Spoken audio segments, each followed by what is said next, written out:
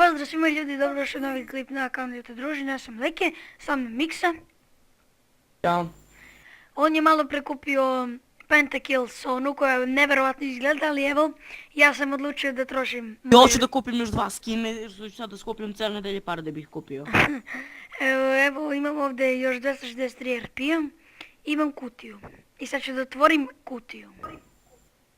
Šta je ovo? Skin shard. Šta je shard, Mikso? Shard. Pojma. Sam znaš da nemam veze sve. Aha, dobro, ovo što možda se dobije, dobro. Otvaram 3. Leke, izračunao sam. Ako kupim 350 RP-a imam šanse da kupim ova 2 skina. To jest imam već. Dobro. Otvaram 3. Kutiju. 3, 4, sad. I? Dobro, ne, stani, ja sam dobio kutiju. I sad treba da uđem u loot. I sad treba da otvorim, valjda tako veš. Da, evo mi je kutija. Open. Dobio sam neki Rumble. Skin za Rumble, neki Rumble. Bilget Rumble. Idi tu loot. Ću ga da dam u loot, pa neka si stoji tu. Mislim da imam za još jednu kutiju. I onda će mi low ostane, baš low pare. Joj, daj mi neki... Opa!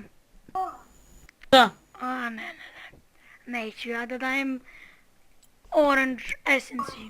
Otvaram opet još jednu kutiju, mislim da imam za još jednu. Ček. To... Jao. 125, 138.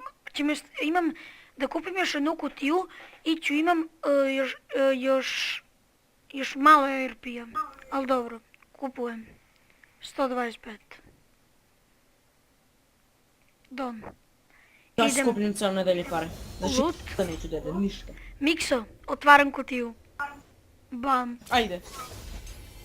Molim te, Warwick. Izrael. Izrael sam dobio. To ne znaš kako je skapan čempion. Još 13 RP-a mi je ostalo. Za džabe sam bacio RP, vrat. Nadao sam se neki Warwick ili tako nešto.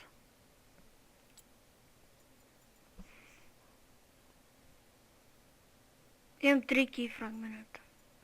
Još 13 RP-a mi je ostalo. Ajde ljudi, to je bilo to što se čovjek klipa, ćao.